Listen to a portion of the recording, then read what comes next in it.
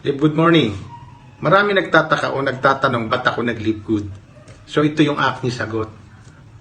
Marami na rin akong nasubukang company na talagang maganda rin naman. At ang alam natin, syempre kapag sinabing networking company, gusto natin maganda rin ang kitaan, given na yung product, di ba? Pero pag sinabing magandang kitaan, normal lang, ang gusto natin, sa maikling panahon kikita ka na ng malaki. So, maganda yan kasi ako na-experience ko yan eh. Month pa lang o minsan week pa lang halos magdadaan libo ka na, bang okay yan, di ba? Yun nga lang, ang magiging malungkot yan, dahil hindi ka naman kikita ng malaki kung hindi mabilis ang pasok ng tao.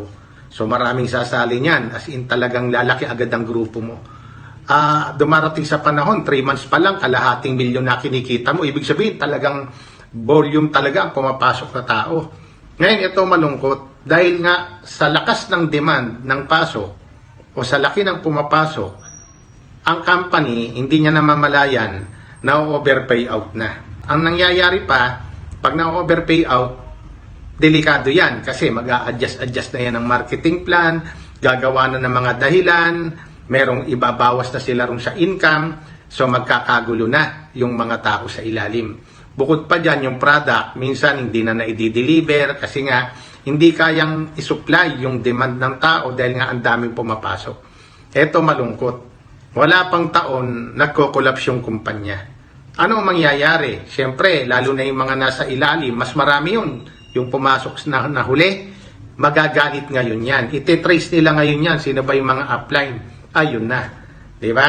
Nung una, idol. Sasabihin pa, idol. Pero pandang huli, kulang na lang murahin ka. So, nakalulungkot yun. At wala namang intensyon ng mga upline na mangyari magka-problema yung kumpanya. Pero nangyayari. Good news, dito sa Live Good, kabaliktaran. Hindi siya ganun kabilis kung titignan. Pero mabilis na siya. Pero ang good news, hindi mo problema yung delivery ng product. Pag sinabing manufacturing company, totoong manufacturing company, di ba? Ibig sabihin, kaya niyang i-supply ang demand. Ano pa? Ready siya sa biglang malaking pasok ng tao. At ang bawat tao na sumasali dahil subscription business, hindi siya malulugi kasi nga required ang mga tao na mag-subscribe monthly. Yun ang buhay, yun ang heart ng Live Good. Kung gusto mong ituloy ang iyong business, subscription business, dapat nag-subscribe ka. Saka naman nakakita ang subscription business ang pinasok mo, hindi ka nagsusubscribe. So, kailangan lang ipaunawang mabuti sa mga sumasali na hindi ka lang maglalabas minsan, dapat pag tinanim mo, didiligan mo. Hanggang yun ay lumago at mamunga ng mamunga. Yun ang gagawin natin dito sa Live Good at yun ang nagustuhan ko. Ang kalaban mo lang dito, inip. Anong inip? Kasi yung iba nga nasanay, 1 month lang, 2 months, 3 months, 100,000 na kinikita. Dito, kailangan tiyaga lang. Yung iba rito, umaabot ng 8 months to 1 year bago kumita talaga ng malaki. Kaya kailangan dito, talagang seryosohin mo. Kasi kung kukumputin mo yung 1 year na pwede mong ibayad sa subscription in total, kasama na yung una mong membership, wala pang 10,000 eh. Pero sa ibang company, para lang makapag-start ka, naglalabas ka ng 15,000. Pagkatapos nun, bye-bye. Pero dito, tuloy-tuloy. Basta hatawin mo. Huwag ka lang umasa sa spillover.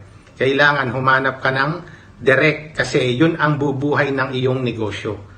Kaya ako, iniiwasan ko talagang magpaliwanag na kahit wala kang invite, kikita ka. Totoo yun, pero kumbaga, masyado nating pinapahirap ang isang realidad ng negosyo. Para kang magtayo ka ng tindahan, pero isasara mo. Huwag kang magbenta. The best, ang sabihin na natin, may gagawin ka dito. Una, yung subscription gagawin mo, pero kung gusto mo talagang kumita ng maganda, samantalahin mo ang pioneering stage, mag-imbita ka. Mag-imbita ka. Kung hindi mo kaya magpaliwanag, dalhin mo sa Zoom presentation. Pero pinaka-the best, aralin mo kasi hindi lahat ng tao madadala mo sa Zoom presentation.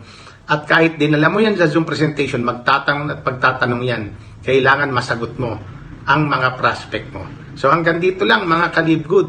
Pagtulungan natin, makukuha natin ang pangarap natin dito sa Live Good, live with God, and live good. Babay muna.